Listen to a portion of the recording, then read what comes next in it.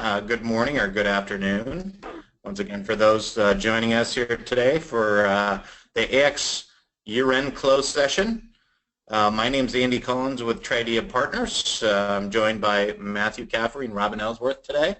We'll be walking through the presentation on year-end close processes, tasks, once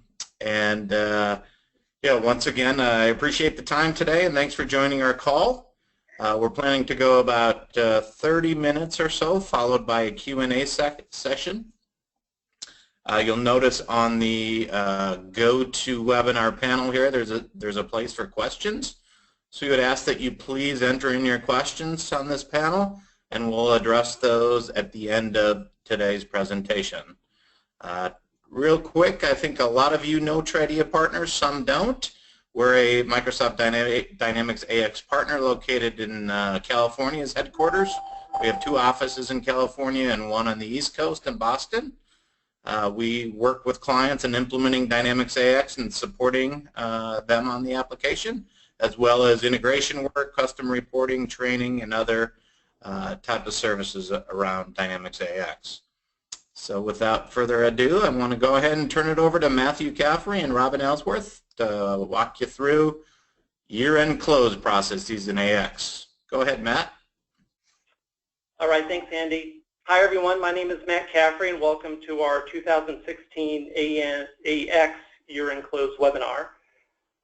Today's presentation, we're going to cover AX and accounting best practices, and we hope you'll pick up something over the course of our time this morning that'll make your year-end close go a little bit smoother.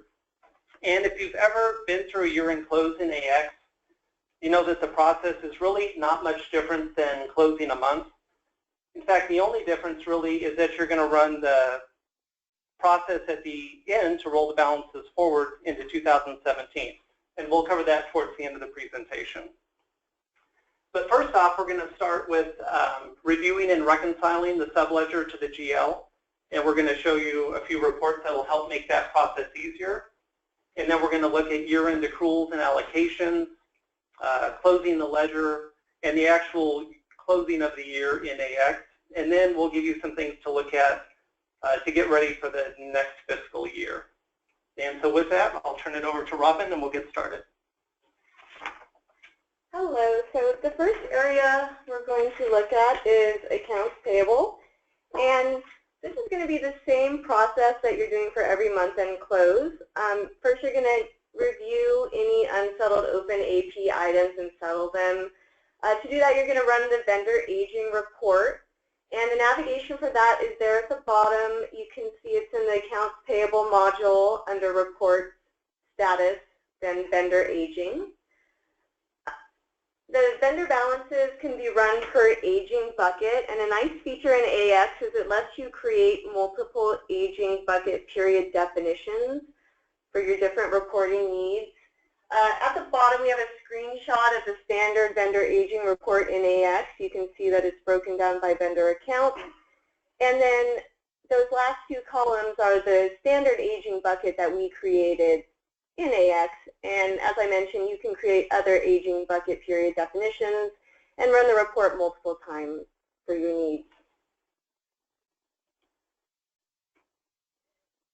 Now, if there's any discrepancy between the aging report and your APGL account, there's a nice report in AX called the vendor report, and it lets you identify any of those differences to be able to make any adjustments you need to make.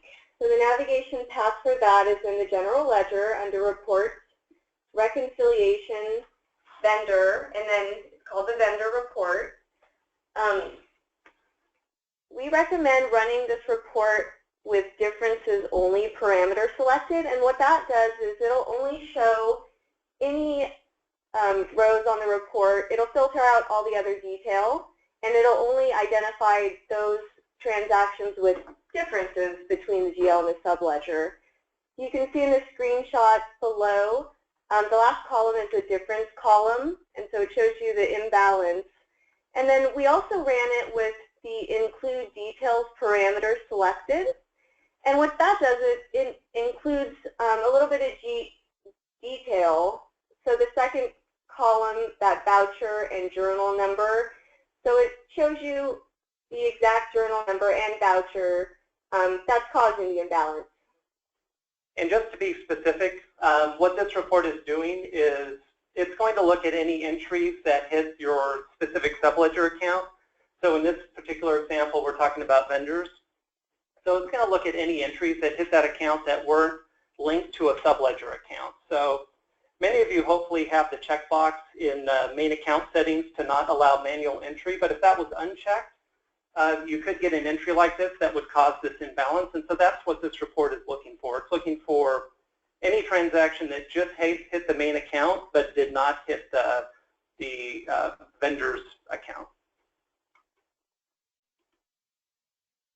All right, then you'll want to review the receive not invoice for any old open items. And you can do this by running the accrued purchases report in AX. The navigation path is in the procurement and sourcing module under reports, status, and then accrued purchases. And we recommend running this report with the parameter called purchase order receipts with GL postings selected. And you'll want to do that because it filters out any receipt transactions which did not hit the GL. Otherwise, this report will never balance to your received not invoiced account. And you'll want to review any old items that may have been received but not yet invoiced. So your AP team can look at those transactions. And also, you'll want to identify any transactions that were invoiced, but they might not have been invoiced against the proper receipt. So we've seen that an invoice journal will be created when actually the invoice should have been posted against the purchase order that the purchase is associated with. And so really that's just a matter of going through and reviewing the report, just making sure that it's actually, everything is clean on there. Everything that's on the report is actually something that you're waiting for an invoice from the vendor on. All right, next we'll shift gears over to accounts receivable. Again, same as your month-end process, no real change there for the year-end process. You're going to review any of your open AR items and settle them. You'll also want to write off any small balances. And a nice feature to make it easy to identify any small balances you'll want to write off, you can identify those by running the customer payment journal and using the proposal functionality. So the first screenshot to the bottom left, I apologize if it's kind of hard to see, but that is your customer payment journal payment proposal form. And you can filter what's brought into the payment proposal by clicking that select button in the upper right-hand corner. And that will open your query form, which is the second screenshot to the upper right in the slide. And within any of these query forms, when you're running reports, you can add different fields and criteria to filter your selections that will appear in any function you're using. So in the standard query form, the fields that are selected are customer account, method of payment, and currency. But for this purpose, to identify those small amounts we want to write off, we've added a filter to this query form. It's the last one that's highlighted in red. And to do that, you'll just click the Add button in that form, which will create a new row in your query. And then in the table column, you want to select which table that the field is available in. In this case, it's the customer transaction table. And then in the field column, you'll select the amount field. And the criteria, you can enter, whatever small amount you want to write off. In this example, we're writing off anything less than $1. So once you click OK in that query form, back in the other screenshot, in that little section by the select button, you can see that now we're filtering this payment proposal by amounts less than $1. And so when you click OK, that'll bring in any invoice with less than $1. Another feature that's nice for this payment proposal is you can select a write-off account as a default offset account. That way, when your payment journal is automatically created, you don't have to select the write-off account as the default offset account for each row. And you can see this again in that customer payment proposal screenshot at the very bottom left. For the default offset account type, we chose ledger. And then in the default offset account field, you can choose that write-off account. And so then when we click OK, it'll create our payment journal, bring in all those small dollar amounts, and the offset account will be the write-off account.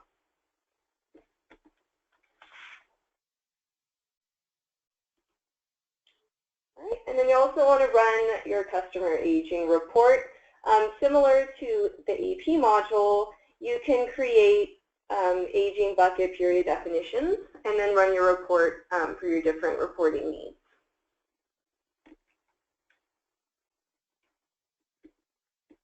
And then if there's any differences between the GL and the subledger, the customer report is available to identify any differences between the GL and subledger, just like the other report we saw for vendor. And that's located in the general ledger module under reports, reconciliation, customer, and customer. Again, you'll want to run with differences only, parameters selected, and then if you want to see the details like the journal and the voucher that you need to investigate, you can choose that include details parameter.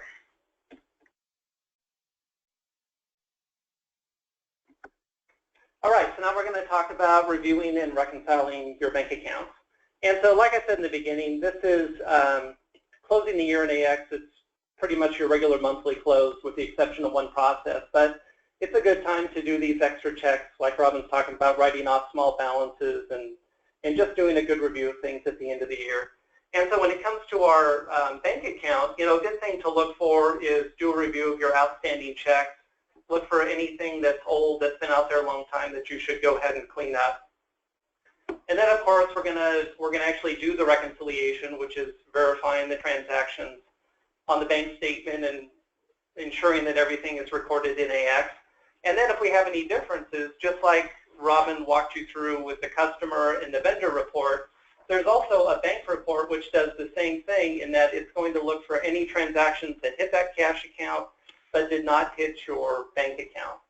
So it's the same type of, it's in the same area. It's under general ledger, reports, reconciliation, and bank. And you're going to run this the same way with the differences only parameters selected and include the details. And so in this example, this particular one, the screenshot, if you can see it, if it's not too small, it's not run with details, but it does show a difference. But again, if you run it with that details parameter, it would identify the specific voucher that caused the out of balance and would allow you to go ahead and then go in and fix it. Okay, and then moving on to fixed assets. Again, the fixed assets is at year end is going to be the same process you would do during any other month. But again, this is a good time to do some cleanup if you need to on your fixed asset listings. And so a good thing to look for is go ahead and print out your fixed assets and look for any assets that are unidentifiable. And so, a lot of companies will do a physical, kind of a physical on their fixed assets at the end of the year. Some will even sample them quarterly and do it. But if you don't have that regular process going during the year, at least at the end of the year, it's a good time to go ahead and then spot check some of them. You may have some assets on there that have been scrapped or that you're just not using anymore, and that's a good time to go ahead and dispose of them. And along with that, look for any small balance assets. So these would be assets that have a zero net book value, and maybe the historical cost was below whatever your threshold is for capitalizing today. So I've seen with a lot of companies, they'll capitalize in the early stages monitors and small computers and things that they probably wouldn't normally capitalize at this point in time. And as they get a little bit bigger. So now's a good time to maybe go through and look for those and just write those off in mass. There's no GL impact because they're zero net book value. It's just going to decrease just have a small balance sheet impact and just clean up your fixed asset listings. And then so once all that's done, again, it's just your regular monthly process. You're going to go ahead and record any acquisitions for the end of the year, any other disposals in addition to the ones that you've identified above, and then go ahead and run your depreciation.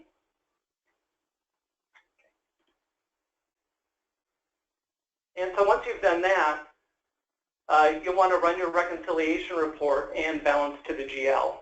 Now, the important thing to note about this report, this is the fixed asset balances report, and you're probably already doing this each month, and that's under fixed assets, reports, transactions, periodic fixed asset balances. But the important thing to note about this report is, unlike the AR or AP agings, those reports can always be run for the prior month, the prior year, whatever you need to. You can go back and run a report, and it should balance with the GL at any time, as long as, and it wouldn't have changed unless you made changes to the ledger.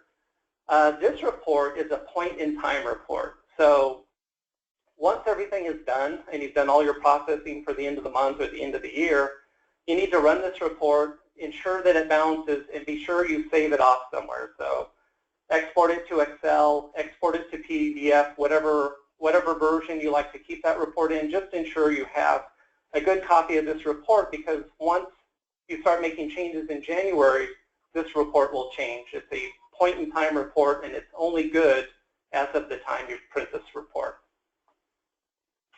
Okay. And so lastly, on the topic of fixed assets is tax depreciation books. And I know a lot of people don't use the tax depreciation books, but if you are a company that uses it, the important thing to note is that this work can be done at any time. So the tax depreciation books aren't linked to any of the traditional value models, and they're not linked to the GL in AX. So there's really no time constraint. You can make changes and clean these assets up after your regular year-end close. So if you're in a time crunch, as most companies are year-end, and you don't really want to deal with this at that time, you don't have to worry about it. You can go back and go ahead and finish your GL close and get all of your reporting done, and then come back and work on this later. It's not linked to the GL being closed, so you can do it at any time.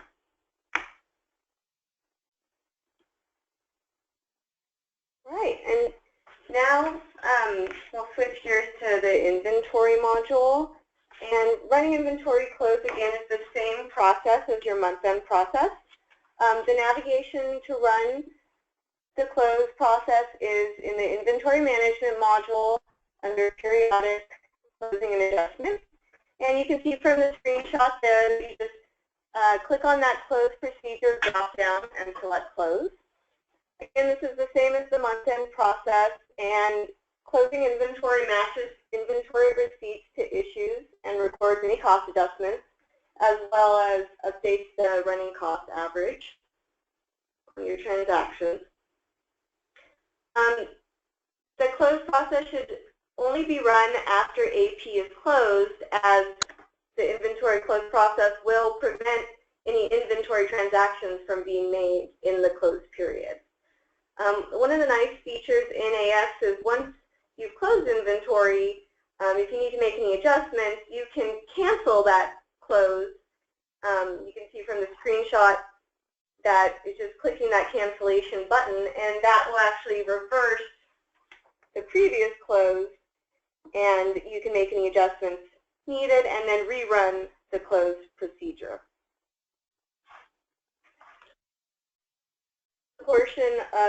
That includes the portion of processes that are pretty much the same as month-end procedures, and now we'll shift to year-end specific tasks. All right, so now talking about year-end accruals and allocations. Now this slide is probably pretty basic, but we'll just go ahead and throw it in here and talk about it just to make sure everyone's aware of it. So when you're recording your year-end accrual entries, most people will want to set those up as automatically reversing.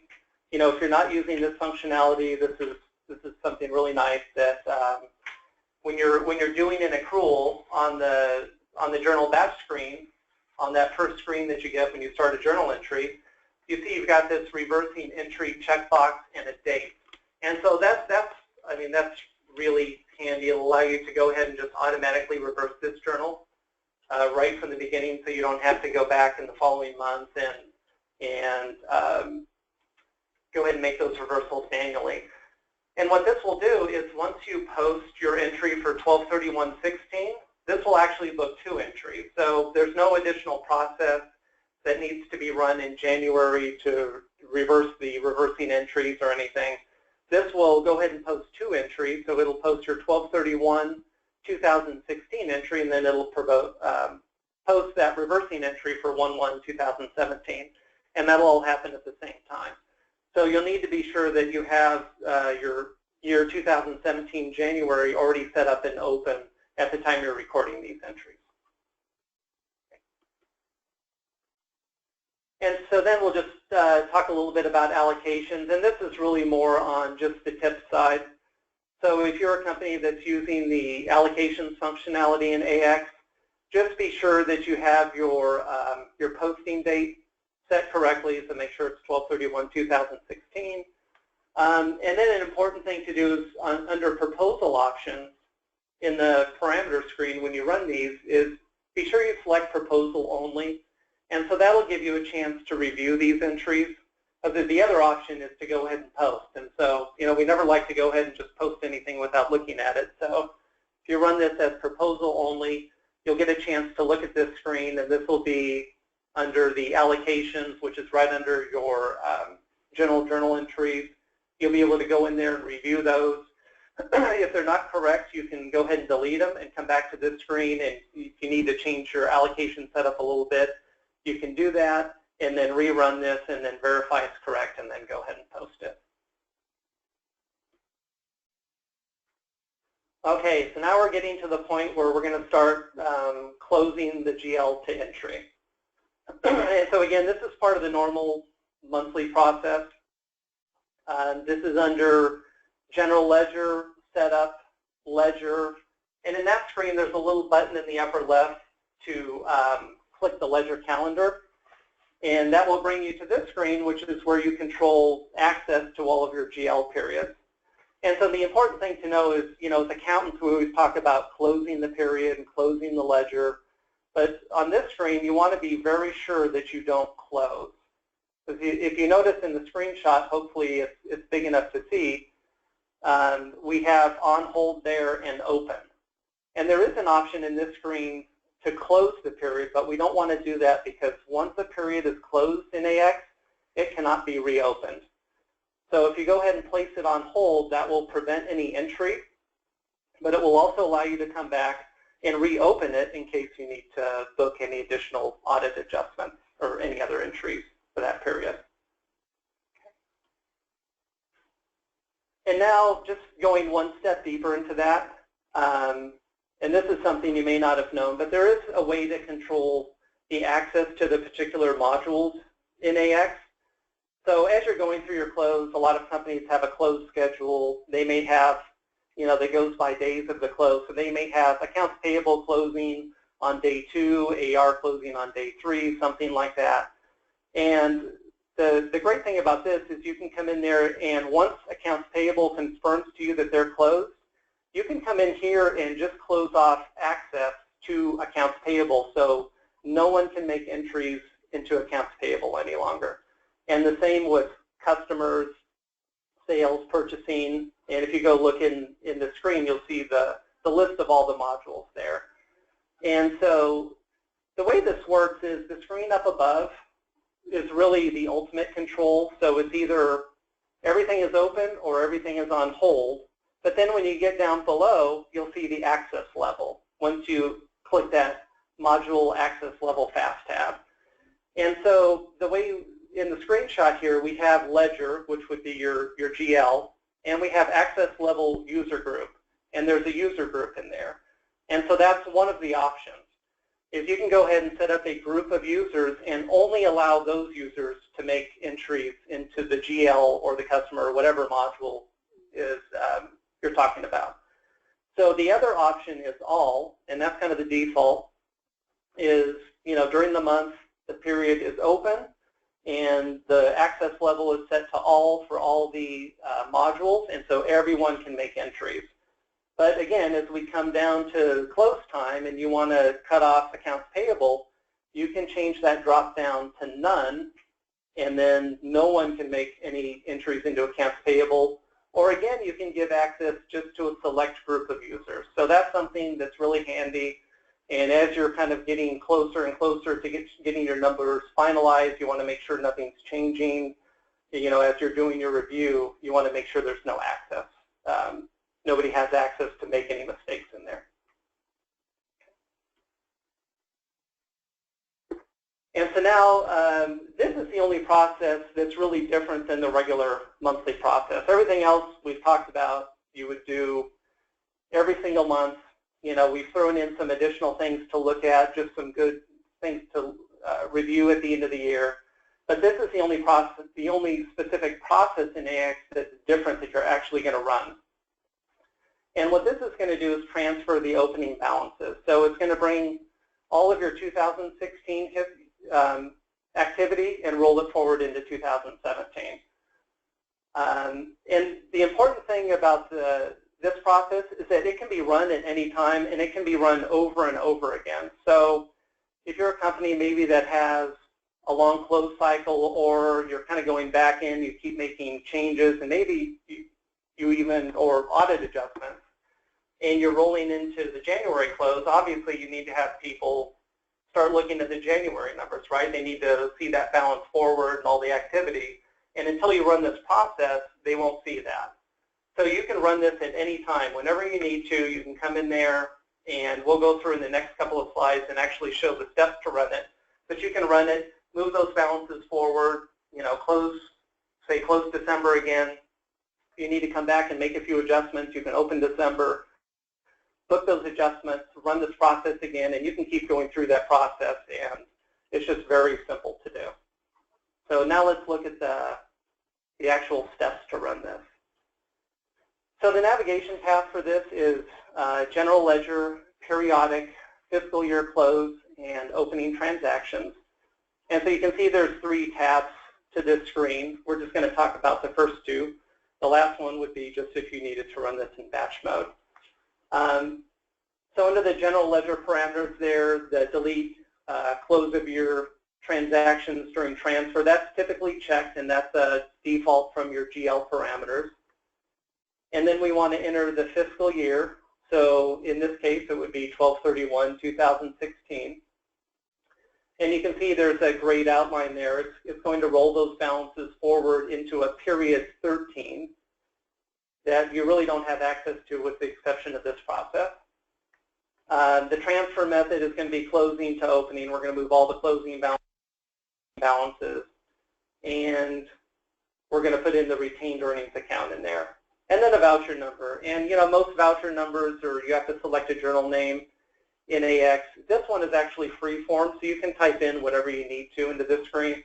I usually do something like this, FYE, you know, fiscal year end 16, and then you have the option to print those transactions. But actually, can we flip back to the next slide real quick? I think there was one thing I missed on the slide before. And the one thing to do before you run this process is just to look at your main account setup. I think I missed that bullet point. You want to make sure and review the way your accounts are set up, and make sure that all of your balance sheet accounts are set up with an account category of balance sheet, and all your P&L accounts are set up as P&L accounts, because that's going to dictate how AX handles those balances, whether it brings the balance sheet accounts forward, or in the case of a P&L account, whether it pushes those amounts into your retained earnings. Okay, now we can move on. Okay, and so the next tab here is financial dimensions. And this is something where I've seen people in the past will run this a little bit differently than the way I do it. And again, since you can run this process over, it's probably not that big of a deal, but this is the way I prefer to run it. So this is where you're telling AX at what level to roll those balances, either at the main account level or at the dimension level. So if you have balance sheet accounts with dimensions set up, and that's not uncommon for people to do that, you want to be sure you have that checkbox checked, because that will roll those balances forward at the dimension level. If you don't have that checked, it's going to just roll them forward at the main account level, and then you're going to lose all that dimension detail. So that's an important one to have checked. And then in looking at the next one down is the profit loss account. So basically, any of your P&L accounts where almost everyone has dimensions, I would recommend that you uncheck those, but there's really no need to have that at the dimension level. And what that will result in, if you have those boxes checked, you'll look in your retained earnings account and you'll have all that activity from the prior year rolled up into your dimensions at the dimension level. And I just think most people, I've never seen anyone that really needed a need for that information. If you need it, you can check those boxes, but in my opinion, it's usually cleaner to run it as unchecked. All right, and then the next thing you want to do is your new fiscal year tasks, once those processes are complete for rolling the balances forward. You'll have previously set up your new fiscal calendar, and that's done in the general ledger under setup and fiscal calendars. And normally you would create the new year and then place all periods on hold except for January. You'd also want to update your date intervals in AX. Date intervals are used for reports and allocations, and you can select a date interval instead of using or selecting a to and from date when you run those reports. And those can be created and updated under general ledger, setup, periods, and date intervals. You'll also want to update any periodic journal entries, and that can be done in the periodic journal under general ledger, periodic journals, and periodic journals. And lastly, you'll want to review and update your account structure, so you may need to add new main accounts, and then just verify that they're added correctly to the account structure, and if it's a new account structure, that it's selected on the ledger form. And the navigation for the account structure configuration is under general ledger, setup, chart of accounts, and configure account structures. All right, that concludes our presentation for year-end processes in AX 2012 R3. Thank you very much for your participation, and feel free to contact us if you would like to request a slide deck or if there's anything we can assist you with. Thanks, Robin. Thanks, Matt. Great.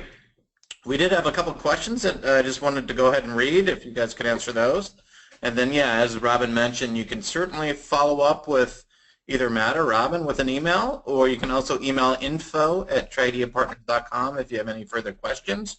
One of the questions here is related to whether you can get copies of the notes and the screens, and specifically the presentation. So we will be emailing you the presentation as well as a link to the recording of this webinar within the next couple days. So look forward to that coming through. But otherwise, the other question was related to R2, and the question was, you know, if they're using AX 2012 R2, is the close process different from R3? And specifically, will the roll forward year-end close process look different in R2? And I guess just to extend beyond that question, what about the differences with AX 2009? Not to put you on the spot, guys, but is there any differences with 2009 that you're aware of? Well, specifically speaking to R2, no, I don't think there's any differences. 2009, I'm not quite as well versed on. I don't think there's anything outrageously different, but I haven't seen a lot of 2009 lately. Yeah, I think in terms of the report, it's very similar. Yeah, the navigation might be different, but the core process is still very similar to what we showed. Great. And I think that was really it. So once again, if you did have any follow-up questions, feel free to contact any of us. Again, Matt's email's on this slide here as well as Robin's, or info@tradiapartners.com. We do appreciate your time today. We hope you all have a great holiday season, and thank you very much. Take care. Thank you. Thank you.